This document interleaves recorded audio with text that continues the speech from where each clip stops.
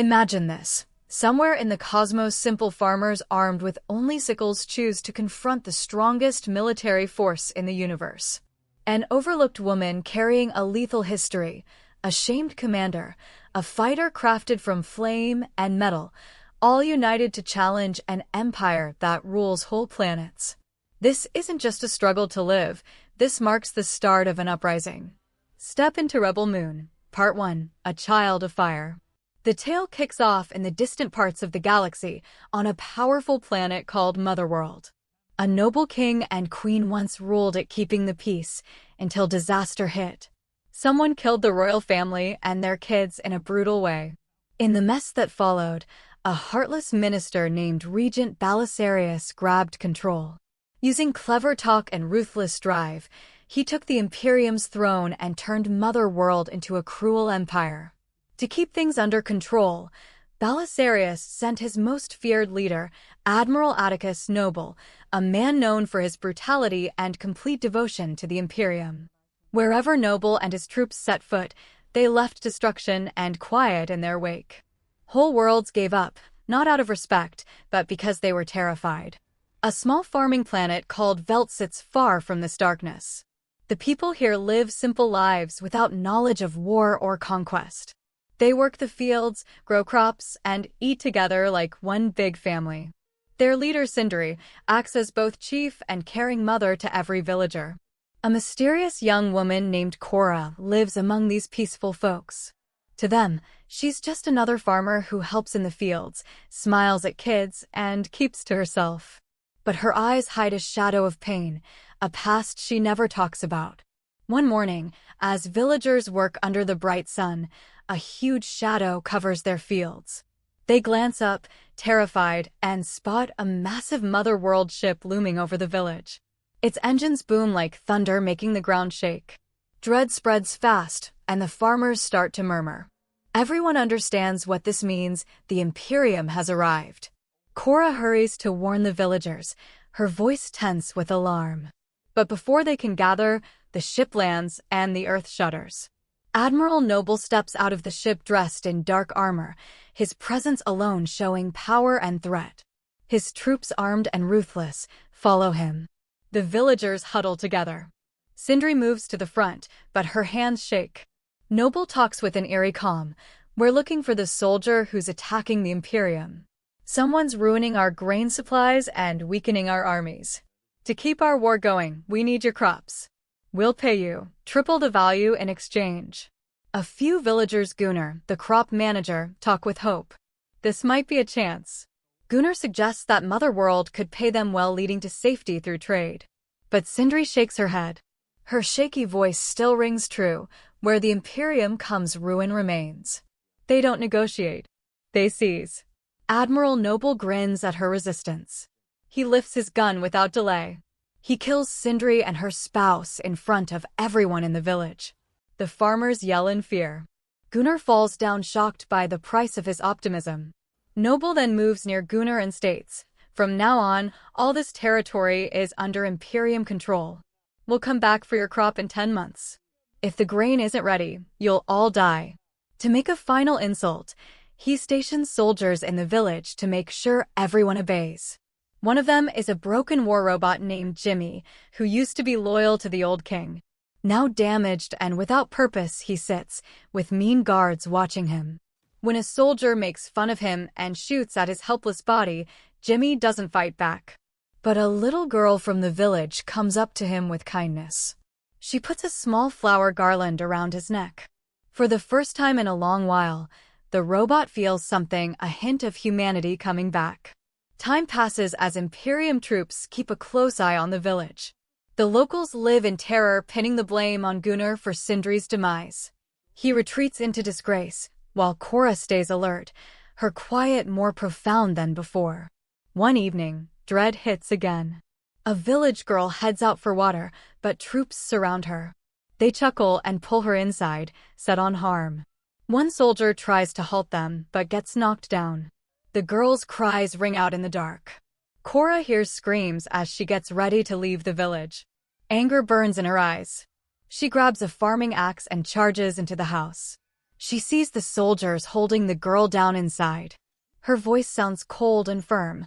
"Let her go, or none of you will walk out alive." The soldiers mock her threat and laugh. But their laughter stops fast. Korra attacks with a fierceness the villagers have never seen before. She moves quick as lightning, taking down one soldier after another. Each strike hits its mark, and every move proves fatal. The once brave soldiers now run in fear, but Korra shows them no mercy. In the end, the commander stands alone, aiming a gun at the girl's head. The villagers hurry in, scared out of their wits. All of a sudden, Jimmy, the damaged robot, moves ahead. He had kept quiet for years, but now watching Korra fight, his spirit comes to life. With one quick hit, he takes out the commander, rescuing the girl.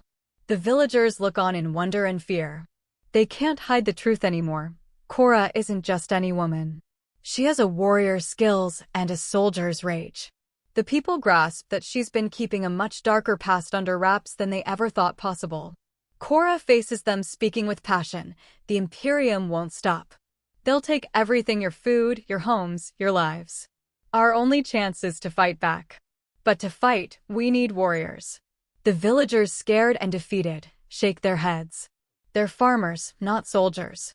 They think it's impossible to resist. But Korra has already decided. She won't wait for destruction to come again. She'll gather fighters from across the galaxy, people brave enough to stand up to Mother World. Gunnar feels guilty for trusting Noble and decides to act. He vows to assist her regardless of the price. Another villager, Etta, who had concealed a weapon in secret, passes it to Korra, telling her, "You may need this more than I ever will." So armed with their resolve, Korra and Gunnar depart from Velt. Their quest begins, a plan to build a revolt powerful enough to challenge an empire. Yet, as the night sky stretches without end above them, Korra understands, to battle Mother World, she must first deal with her own troubling history. During their journey, Gunnar asks about Korra's past. She reveals that when she was 9, Mother World's army attacked her city, killing her family but sparing her life. Veli Cyrus took her in, gave her a name, and trained her. She became a soldier of Mother World, eventually earning a place as protector of the princess who could bring the dead back to life. But her own people killed the princess. At dawn, they reach a city where Atticus's men capture a soldier who knows the whereabouts of others. Korra and Gunnar enter a liquor shop, where a lecherous man harasses Gunnar. Korra beats him, but he returns with friends. Korra draws her gun, kills them, and demands to know where General Titus is. A strange man gives her the general's location, but she needs a ship. A smuggler named Kai offers his boat and help. Kai introduces them to Turok, a skilled fighter who is deep in debt. The landlord promises to release him if he can tame a massive bird. Turok succeeds, earning his freedom and joining Korra's group. They later find Nemesis, a sword master who also agrees to fight against Mother World. Finally, they reach General Titus, drunk and broken. After sobering him up, Korra explains her mission. Titus, who once lost all his comrades to Mother World, agrees to join. Meanwhile, Commander Atticus tortures and kills captured soldiers to find the last resistance fighters. Korra and her team later meet soldiers to whom Gunnar once sold grain. With nothing to offer but more grain, they still convinced Darien and his men to join. Then Kay said that he wanted to fight with them, but first he needed to deliver the goods inside his shell. Meanwhile, the commander learned about the soldier, so he went to that spot and killed everyone, including the king there. At the same time, Kai asked to deliver the boxes, then everyone came out with that box. Korra saw that Kai was haggling with a man, and this was the same man who had met Kai in the bar. Now Korra realized she had been tricked. Before she could act, all of them were taken prisoner and their ships were also wiped out. That is, Korra has a job with our world and has a reputation as a lawbreaker and contraband runner. Kai refers to Korra as Earth Laser, which is her actual name. Korra questions why you did this to us. Kay explains that you can't grasp the size of the bounty Mother Val has placed on your head. Mother Val did the same thing to me as she did to you. She ruined everything for me, but we couldn't even fight and beat them, so I decided to strike a deal. Then General Actress shows up there with his troops. The leader feels thrilled to see all the soldiers together. He informs Korra that she has made his job easier by bringing all the troops here. The guards will reward him for their corpses. Then Kai hands a pistol to Gunnar and orders him to shoot Korra, but he sets Korra free using that firearm, after which the commander's men open fire on him. Gunnar kills Kai with his own pistol.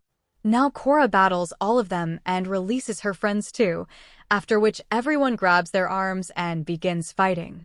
This clash results in many soldiers dying. Troops get scared. Before these people could run away from here, the commander's pilot destroys all the vessels in which all of Darian's friends die. Darian then approaches the pilot, spear in hand, and stabs the pilot's chest, though Darian loses his life in this attack. A brutal battle ensues between Korra and the commander, with Korra breaking both the actress's arms and killing her before throwing her down, which leads to everyone cheering this outcome. Their village has gained freedom from the Mother World, yet the war continues. The general states that their actions will become a significant tale for the Mother World, after which people give praise to Gunnar because he's the reason all these people lived. Now these folks head back to their Beld home where the swaying Gav crop awaits them, while Robert from Mother World looks after their harvest. We also see the actress who's still kicking, whom the Mother World people bring along and nurse back to health. They take him and show him to Mother World's guardian Veli Cyrus. The actress tells him his daughter Korra is still alive and works with the soldier. Veli Cyrus says he wants her alive. If you're unable to bring her this time, then prepare for death, and this marks the conclusion of the movie's first segment is Ma Kia Galti Ha.